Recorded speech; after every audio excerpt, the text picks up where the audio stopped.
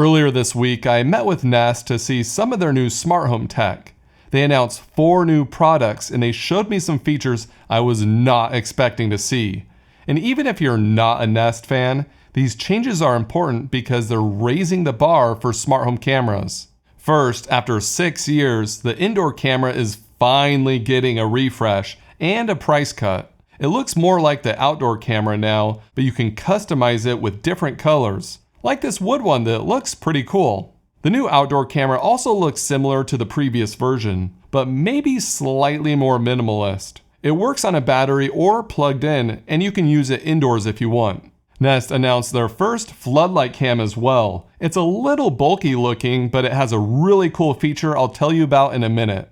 Lastly, the new doorbell. They dropped the hello, so now it's just Nest Doorbell, and this thing looks amazing. It's very symmetrical and clean looking. Comes in bold colors to match the outside of your house. It's taller than the Nest Hello doorbell because there's a lot more going on inside, which is what I'm really excited about. The design looks great, but the new features make it really stand out. Up until now, all of Nest's cameras have done the processing in the cloud. So if something triggered the motion on the camera, it would take an image of that object and send it to the cloud.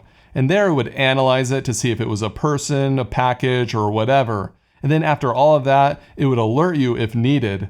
But now all of the processing is done right on the doorbell or the camera, so that's going to improve notification speeds. Nest is not the first to do this. For example, the Eufy doorbell has onboard AI for their person detection. But many doorbells and cameras rely on the cloud, which can slow down notifications. And just because other companies have AI to detect different objects, it doesn't mean they're all created the same. Not hot dog? Google has been a leader in AI and machine learning for a long time. They used over 40 million images to train these cameras on what different objects are.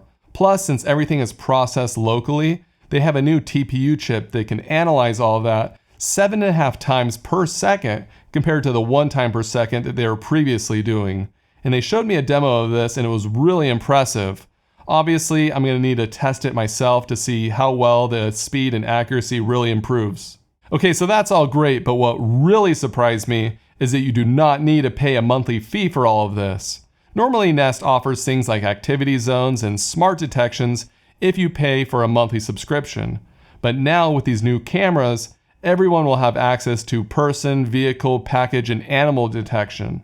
Only familiar face detection is processed in the cloud, so you will need a Nest Aware subscription, but that's not that big of a deal since it's more of a nice to have feature.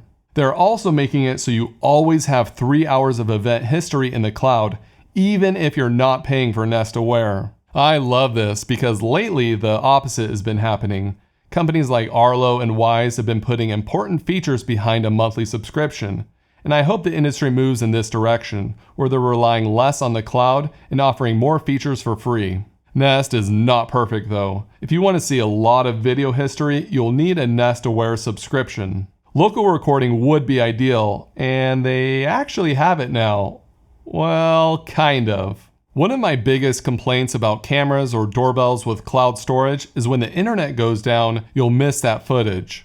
These new Nest cameras and doorbell have onboard storage, so if your internet is down, it can still record events, and it can record up to an hour without internet. So if your internet was down for a few days or even up to a week, you still might not miss anything. Right now, the local storage is only used if the internet is down. It can't extend that 3-hour window if you're not paying for Nest Aware.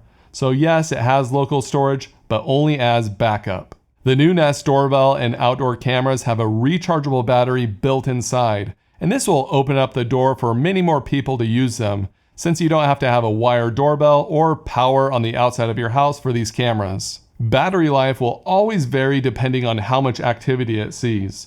The estimates from Nest seem lower than other devices out there, but honestly, they might be more realistic compared to other companies. Since battery life is usually rounded up for ideal circumstances, people are sometimes let down when the battery life doesn't last as long as the company says.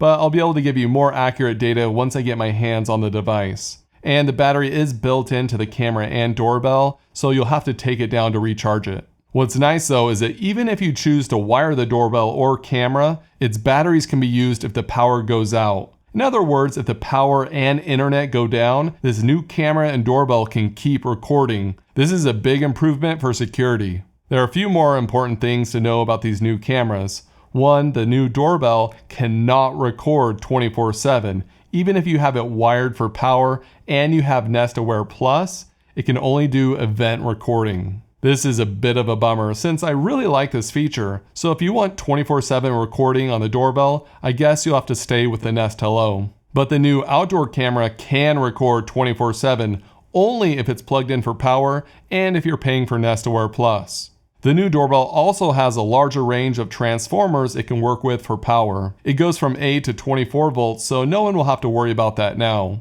The indoor and floodlight cam are coming out later, and there's one really cool thing about the floodlight. Normally, floodlight cams have a PIR motion sensor that will turn on the light when there's any type of motion. And if you've had one before, you know that the light can often get turned on when there's no one even there. Hey, why is the light on? Is somebody out there? I don't know. I don't see anyone. With the new floodlight cam, you can use the onboard object detection to only turn on the light for certain types of motion, like if a person is there.